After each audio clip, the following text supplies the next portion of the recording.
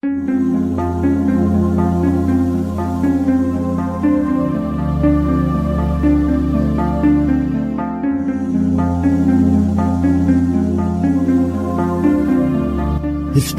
tells the story of the world and of our lives. Sometimes that history goes bump in the night.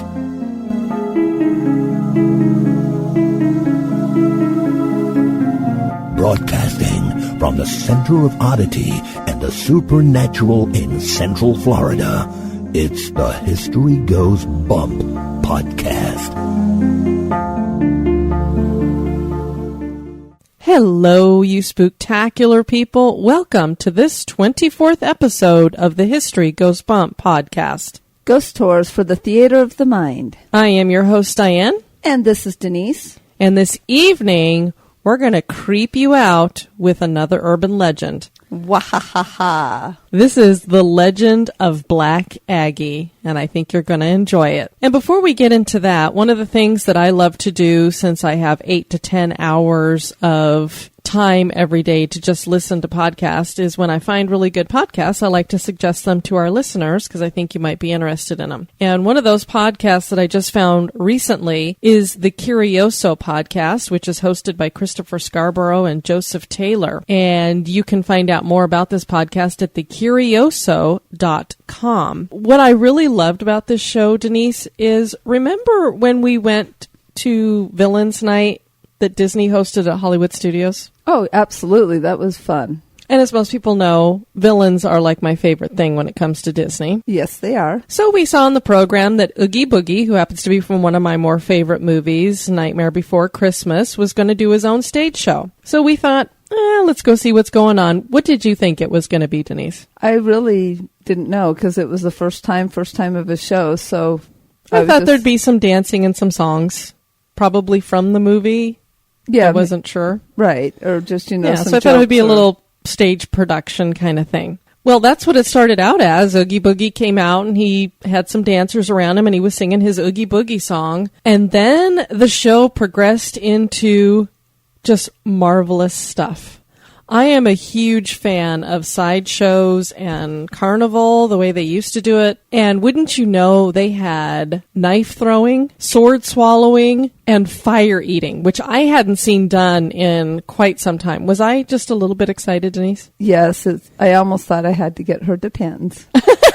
I almost peed my pants. I was so excited. And the thing that is so cool about this Curioso podcast is I like to listen to like the pilot program. It's kind of like when you're going to start watching a series on TV or cable.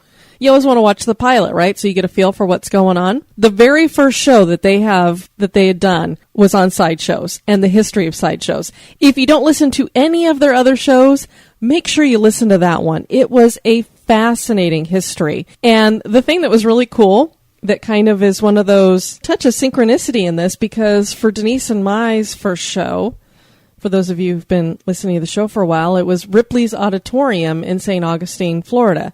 And basically, Ripley's auditoriums are sideshows. I mean, a lot of the characters and things that you would see there, you'd see at a sideshow. You'd go into the tent and you'd see the leopard man or the fat woman or something like that. You wouldn't have to turn on the Learning Channel to see my glorious 600-pound life.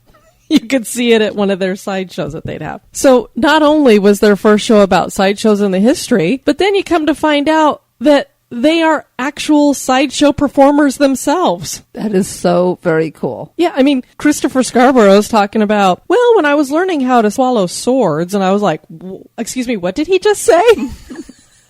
And I was a little afraid the first time I went to eat fire. I was like, I bet you were. So just really cool. And the thing that's great about the show is it's very eclectic. That's why it's called the Curioso podcast, because it's for curious people who want to know about different things. So I want to send you guys to go check that out. It's a great show. And also we want to point you towards our website, historygoesbump.com, where you can check out our blog, our Emporium. We have archives for if you want to go back and listen to any of the other shows. Our most recent shows are up on the main page, events, contact information, where you can hear our podcast, and where you can subscribe to the newsletter or donate to the show.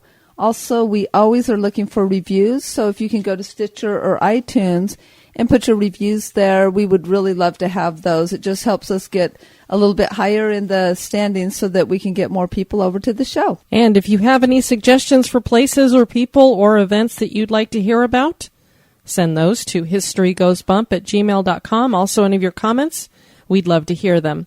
And don't forget, there's only a couple days left until the end of January. That's January 31st of 2015. We are running our contest. You got to get registered before then. The way you register is to either sign up for the newsletter or join the Spooktacular Crew group page over at Facebook. You do one of those two things, it automatically registers you. We will pull one name out of the hat on February 1st, 2015, and whoever the lucky winner is, you'll get your choice of either a t-shirt or a mug with the History Goes Bump logo on it. So make sure you do that. And I think that's all we needed to get into. So let's start this show. That sounds great.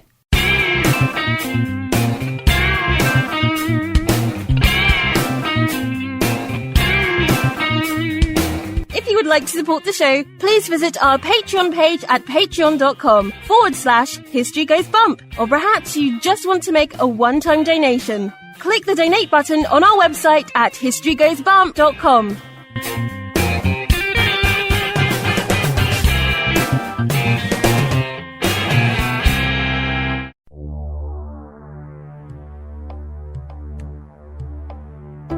Welcome to this moment in Oddity history. A secret experiment was conducted by the United States Navy at the Philadelphia Naval Shipyard in 1943 that was codenamed Project Rainbow, but is known today as the Philadelphia Experiment. Inventor Nikola Tesla began work with a group in the 1930s that were experimenting with the idea of moving through time and space, and the University of Chicago worked with these ideas to create a type of invisibility using these principles and electricity.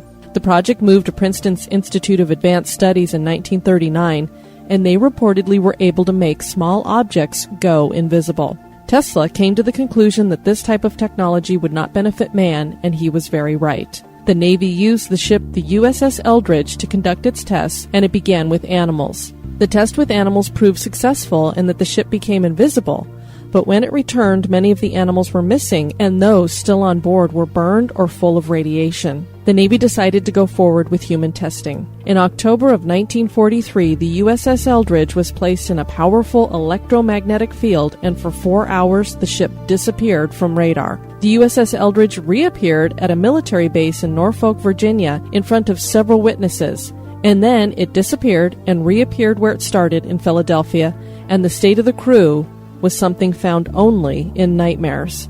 Some men were missing, others were completely on fire, and still others had become a part of the ship, meaning that their torsos were locked into walls. Everyone still on board that survived became very ill. The Navy denies any such experiment. Others claim the story is a hoax. If the Philadelphia experiment did actually happen, then it not only is one of our greatest mysteries, but also an occurrence that certainly is odd.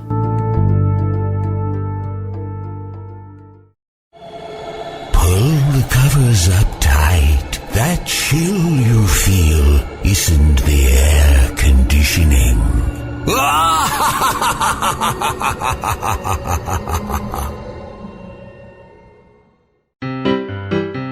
This day in history. On this day, January 28th in 1807, the first street is lit by gaslight in London. This was 75 years before the first incandescent electric lamp would be invented, and gas lamps were commonly used in the home. Gas lamps work in one of two ways, either indirectly with the gas mantle being heated by gas, or directly by a flame that was fueled by a mix of gases. Typical fuel gases include methane, propane, butane, ethylene, carbon monoxide, natural gas, and hydrogen. In the early 19th century, gas lamps would have been lit manually. Before streetlights were invented, homeowners were required in some cities to hang a lamp from their front door to help light the road. The mayor of London had issued an order in 1417 that read, quote, "Lanterns with lights to be hanged out on winter evenings between Hallowtide and Candlemas," end quote. In London, an act of the Common Council in 1716 requires that lamps be hung outside of homes from 6 p.m. to 11 p.m. every night, and that anyone not following the law would face a fine of 1 shilling. William Murdoch became the first person to use gas for use in lighting. He lights his own home with gas lights in 1792. In 1798, he lit the main area of his workplace, the Soho Foundry Steam Engine Works, with gas lighting. German inventor Frederick Albert Windsor started a gasworks in Britain in 1807. He made the first public demonstration of street lighting with gas lights on one side of Pall Mall in London. A few years later, in 1813, the Westminster Bridge was lit by gas lights. Today, many historic districts still use gas lighting out of nostalgia.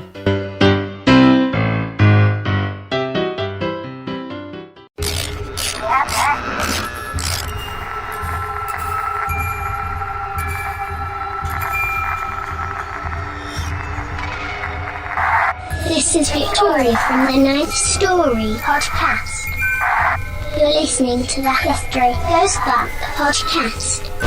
History isn't boring. It's terrifying. Especially when it goes bump. Boo!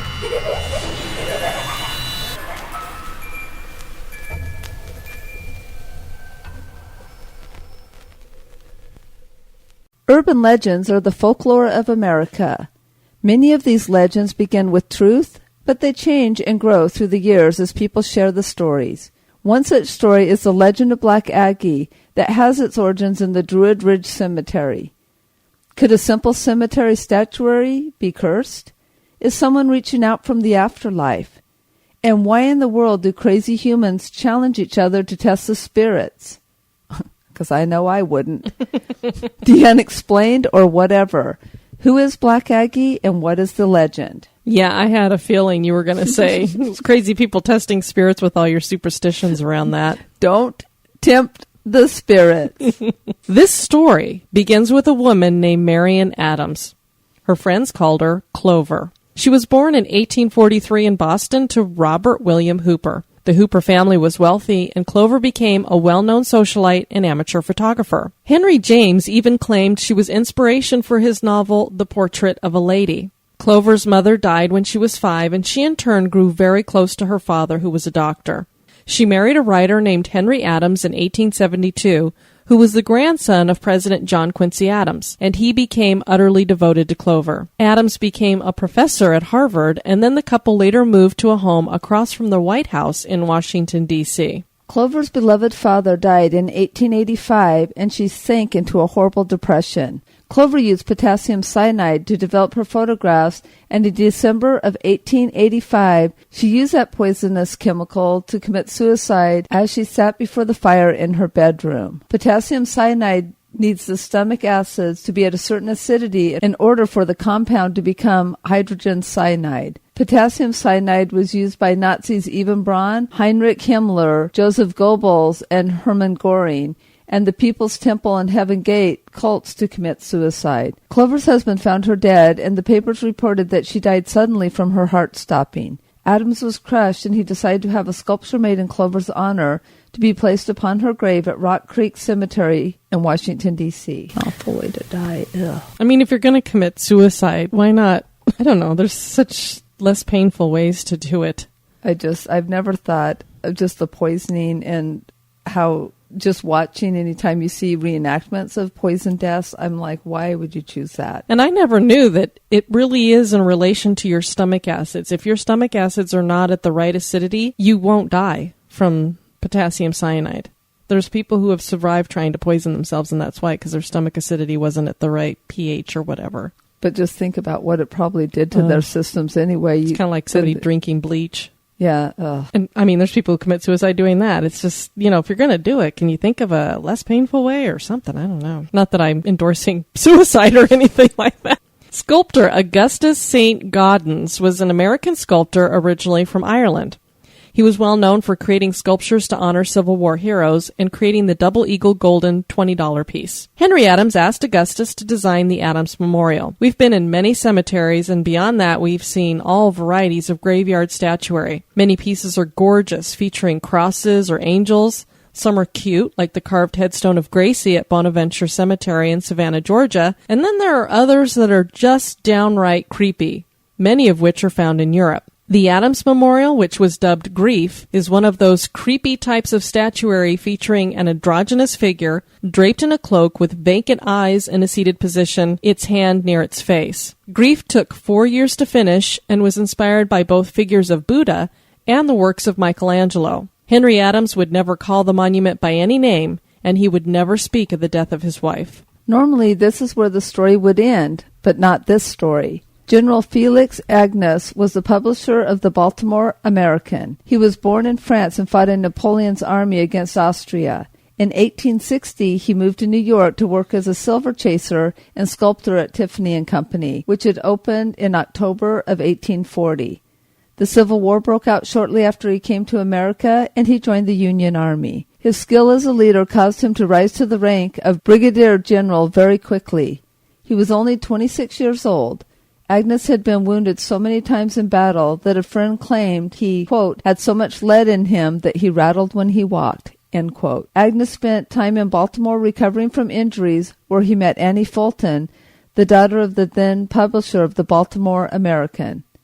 They married, and after a career working for the IRS and consul to Ireland for the United States Senate, he took over as publisher of the American from his father-in-law. In 1905, Agnes decided to have a family monument built at the Druid Ridge Cemetery. Druid Ridge Cemetery is a cemetery located outside of Baltimore, Maryland. The cemetery is not only the final resting place of pioneers in medicine, politicians, and war heroes, but it's also home to several of German sculptor Hans Schuller's creations. Agnes purchased a sculpture for the memorial made by sculptor Edward L.A. Pausch. This was not a sculpture designed by Pausch. It was a pirated design copied from the Adams Memorial's Grief Monument. This was not by permission, and Henry Adams wrote to a friend that, quote, even now the head of the figure bears evident traces of some surreptitious casting, which the workmen did not even take the pains to wash off, end quote. Apparently, a granite supplier from Connecticut named John Saltier had hired Pausch to make the knockoff, and had told Agnes that Pausch had permission to make the copy. The only difference between the two statues is that the original was made from pink granite, while Pausch's was made with a stone of gray coloring. The original sculptor's wife sued Saltier and won. General Agnes decided to place the statue at the Agnes Monument anyway, and did so in 1907. Agnes faced scrutiny and criticism for the copied sculpture, but he claimed he was just an innocent victim. Agnes had a pedestal built for the sculpture, and then had his mother's body brought over from France, and she was the first to be buried at the Agnes Memorial. Agnes's wife Annie died and was buried there in 1922, and Agnes joined her in 1925. The statue came to be known as Black Aggie based on her coloring and the fact that she sat at the Agnes Memorial. No grass would grow before the statue, but what did grow was the legend of Black Aggie. The sculpture no longer is in the Druid Ridge Cemetery. It was donated to the Smithsonian by the Agnes family because of the defacing the sculpture had received at the hands of graffiti artists and because of the lore building around the monument that brought unwanted attention. The Smithsonian decided they did not want a knockoff statue, and it was given to the General Services Administration, and they placed it in a courtyard at the National Courts Building in 1987, behind the Dolly Madison House, where it still sits today. And what was interesting is I was doing research. I just happened to put Black Aggie in the search at Facebook, and the first thing that popped up was this family that had been in Washington, D.C. a couple of days ago. They had seen, I guess, Travel Channel, Monumental Mysteries or something, did a little short clip on this, and they'd seen it, and they were like, ooh, we'd like to go see that. And so they went around, looked for it, and then finally asked somebody who pointed them in the direction of it, and they had a picture that they had posted up on Facebook. So I grabbed that and brought it over. So if you want to see what the statue looks today in its new place, you can see that in our show notes for today's show. This brings us to the urban legend. Numerous claims have been made about Black Aggie, all of which lead to the belief that this melancholy figure is cursed. Claims of a curse gained strength when people noticed that no vegetation would grow near the memorial. Rumors began to circulate that the spirits within the Druid Ridge Cemetery would gather around Black Aggie as though she were calling to them on certain nights.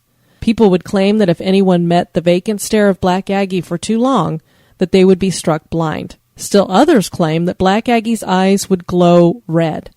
And if a pregnant woman were to gaze upon Black Aggie, she would soon find herself miscarrying or giving birth to a stillborn child. Clover Adams had been unable to have children, and many attribute this curse to her. A fraternity at a college near Druid Ridge Cemetery decided that they wanted to include the statue in their hazing rites due to growing urban legend. New initiates were required to spend a night in the cemetery curled in the lap of the statue. Part of Black Aggie's lore was that anyone sleeping in the figure's lap at night would be strangled or suffocated as they slept. There is a tale about one such initiate being crushed to death. One evening, the cemetery caretaker heard a blood-curdling scream and found another initiate dead at the feet of Black Aggie. 2 other fraternity brothers who had been with him had run away earlier after they claimed they saw the statue move and reach out and grab the initiate. Are these stories based in truth or just part of the legend? And the question that I always ask when it comes to these kinds of hazing events, now, if apparently anybody who lays in her lap dies, you're not going to have very many people joining your fraternity, because are they all going to be dead? I don't know. Maybe it's going to be the fraternity of the Walking Dead. I mean, that's why we know how frat boys can be. And we do? And they like to do a little bit of drinking. Oh, okay. Partaking of certain substances. So one does wonder if they're not maybe a little bit not clear thinking when they go into the cemetery. And, well, when you're in the dark and your mind is going crazy with these weird tales, you could tend to see things, and maybe you see glowing eyes, and then you end up running screaming from the place. And what do they tell you? You can't be part of the frat then because you didn't make it all night? Or yeah, I'm not sure. Maybe we'll have to ask. The monument soon faced desecration when young people would break into the cemetery and spray graffiti on the statue and its pedestal. Groundskeepers placed thorny bushes around the statue to protect it, but people continued to vandalize the statue. Others placed coins in Black Aggie's hand for luck. One man who put his cigarette out in Black Aggie's hand was found dead a few years later, a victim of a gunshot to the head. Another individual sawed off one of Black Aggie's arms and claimed that the statue had done it to itself. He was put in jail. The legend of Black Aggie has reached the ranks of Bloody Mary. It is claimed that saying Black Aggie 3 times before a mirror in the bathroom at midnight brings the same results as those brought about by saying Bloody Mary 3 times. Black Aggie will appear behind you in the mirror and then stab you or take you for a ride to hell. There have been no reports of Black Aggie being a part of the supernatural activity since being removed from the cemetery. This may only be because many people are unaware of her new home, or no one who sees the statue realizes that she is part of an ongoing urban legend. Or perhaps the legend has just died out a little bit. But the interesting thing is, when we were doing our research for Bloody Mary, I don't recall reading anything about how Black Aggie could be an alternative for Bloody Mary, but apparently a lot of people in the Maryland, Baltimore specific area, this is a legend that they grew up with. So instead of talking about Bloody Mary as much, it would be Black Aggie that they would be talking about and challenging each other to call out to in the bathroom mirror. I wonder if somebody had done the Bloody Mary thing like in their youth, and then, or even like as a visitor somewhere, and then when they went back, since Black Aggie had so much urban legends, the name just kind of switched for them. It's really funny that it would be almost the exact same story, but one's one and one's the other. And the fascinating thing about this urban legend, as it is with most urban legends, is that many of them go back for 100 years or so. And that would be the case with Black Aggie. I mean, she basically, if you think the first time that she was placed in the cemetery in 1907, so that's well over 100 years. And I believe when they moved her from the cemetery, it was sometime in the 60s when the family finally said, we've had enough. Cemetery groundskeepers had had enough. So this is a legend that has outlasted a lot of that, because this is a new generation coming in and they still know a bit about this. Right, which has brought it into urban legend standing. And as it goes with all urban legends, as we like to say here when we talk about urban legends, there's a little bit of truth probably in there somewhere. Whether you believe any of these stories that have been told or claims that people make, usually it starts with something that really did happen or has a little bit of truth in it, and then it grows from there. There's also that case where parents tell kids stories to try to scare the crap out of them and keep them from doing things, but I don't know how this would fall into that category. No, unless you have some pretty demented parents. No, because the funny thing is, the legend about Black Aggie didn't get people to, don't go into the cemetery. they all came because they wanted to experience it. Because, as you said earlier, don't tempt the spirits. I guess they wanted to. They're crazy. So, does the spirit of either Clover or Henry Adams possess the Black Aggie? Is this somber statue cursed for some other reason? Are the stories about Black Aggie simply from imaginations of the living who just want to claim some part of the urban legend? The grass now grows at the Agnes gravesite. Is that just a coincidence? That is for you to decide. And I found a wonderful website that is on all different kinds of folklore and legends from around the world, but they do have a section that's on America's Urban Legends, and we do have a link in the show notes to that over at AmericanFolklore.net. It's a lot of great stories over there, and as a matter of fact, I had gone over there because I'm like, I'd like to do another Urban Legends thing. I wonder which one we should do. And Black Aggie was the first thing that came up, and I went, what's that? Because I'd never actually heard of it before. Yeah, it was very, very interesting because it's an urban legend I didn't grow up with either, so it's kind of fun to bring another urban legend into our storytelling. Yeah, you and I were over on the other side of the country. Yes, we were. We were with Bloody Mary. That's right. We could have a show, Bloody Mary versus Black Aggie, and that'd be awesome. Throwdown. Who wins? Actually, I think I'll step out of that one, but you can go. I was going to say, I don't think I want to play with that. Let's see. I could have Bloody Mary with blood leaking out of her eyes or the glowing red hellish eyes of Black Aggie. Let's have neither. I think I'll go get ice cream. Why don't we leave that to the listeners? Have fun, y'all. Report back so that we can have a show on it. All right. Well, we want to invite you to join us for our next show. We've got some great stuff coming up here in February. Gosh, we're going into a whole new month. It's amazing how fast time flies. Yes, it is. We're going to do the Rockwood Mansion, which can be found in Delaware, on our next show. And stay tuned. We've got a lot of great places that we're going to do. We're going to go across the pond. We're going to stay here and do some states we haven't done. And we also have a special show for Valentine's Day. So looking forward to that one. And we're also doing a little bit of work on doing a bonus cast that specifically deals with ghosts and the Bible. Yes, that will be really fun and interesting as well. Exactly. So looking forward to all that great stuff. We want to thank you guys for joining us for this show. This has been Diane. And Denise. You take care now. Bye-bye. Have a spooky experience that occurred at an historic location? Want to give us feedback or have a suggestion for the show? Share it with us at historygoesbump@gmail.com.